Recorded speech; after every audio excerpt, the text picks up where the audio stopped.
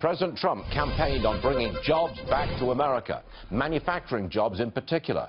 Our next guest has a foundation which encourages vocational schools rather than college. Mike Rowe, you know him from all kinds of shows on television. All kinds of A really talented guy, and is back on the show today. Thanks Welcome for having back. me back. Thanks. I thoroughly approve of what we said in the tease for you, that not everyone should go to college. That's breaking the rule of America, which says everybody's got to go to college. Well, sure. Explain yourself. Well, if you go to college and if you get a house, you're going to live happily ever after, right? That's part of the promise. Look, there's no hope without an education. Got to be clear. You have to have some competency. But the idea that the best path for the most people just happens to be the most expensive path, there's just something fundamentally corrupt. Never in the history of Western civilization has anything so important become so expensive so quickly. More than real estate, more than food, more than energy, more than health care. The cost of college has just gone through the roof. And yet, we still talk about it as if it is truly the best way for the most people. $1.3 trillion in student loans, it's not a mystery. It's a disaster, actually. Now, you've got a foundation called MikeroweWORKS. I think you encourage more vocational training, vocational education. I'm fascinated by the skills gap.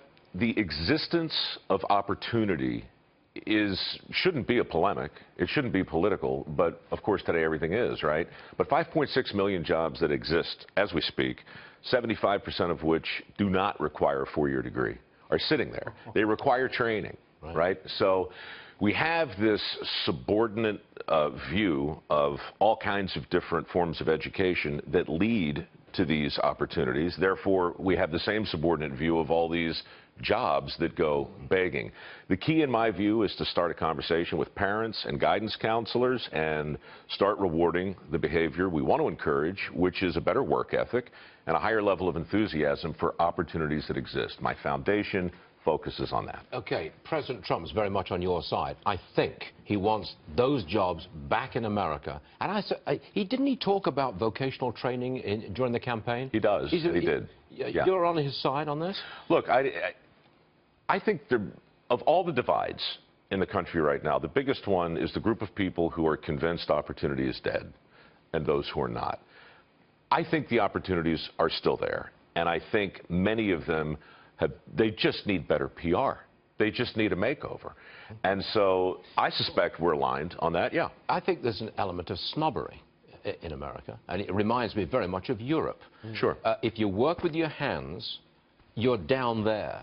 If you work with your brain, oh, you are up there. And I bitterly resent that. There's a thing in our species among parents, which is perfectly understandable, I believe, and it just says, I want something for my kids better than I had. The problem with that is that we don't really know what better means anymore, and mathematically, eventually, you just run out of runway. I mean, how much better does it get in terms of a guarantee, right?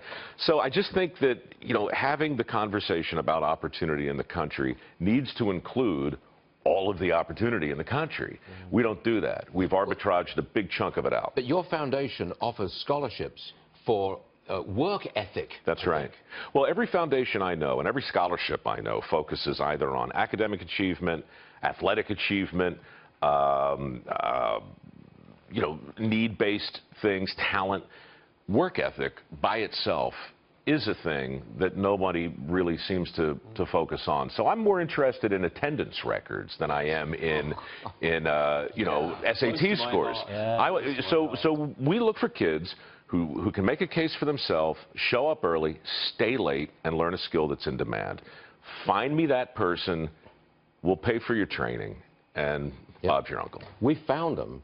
The production team at Varney & Company is about 9 or 10 strong.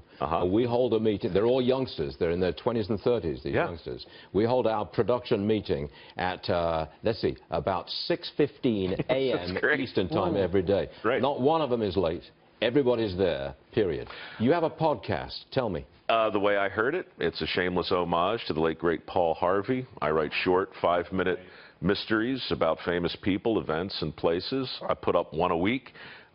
Somebody important just called me and said 50 million people have been reached. You should keep doing them. So I said, okay. So that's what I do. On planes, I'm on a plane, I'm trapped, I write a mystery. I mumble into a mic, I post it, it goes through the ether, through the pipes, and yeah, how do I get it? MikeRowe.com/podcast. Oh, wait, MikeRowe.com/podcast. That's the one. The man with the voice. You know, you've got a great voice. God, if only I had something to say, Stuart. Imagine how far I could go. Envious of a man with a voice that projects with such bass. Why, thank you. Oh, you got it. Can I get your accent, too? Yeah, if I can have yours, yeah. I give lessons for $1,000 an hour, baby. I'm in. 3 easy payments. Mike Rowe, you are all right. I want you to come back soon. I'm never leaving. Thank you. Sit right there. Thank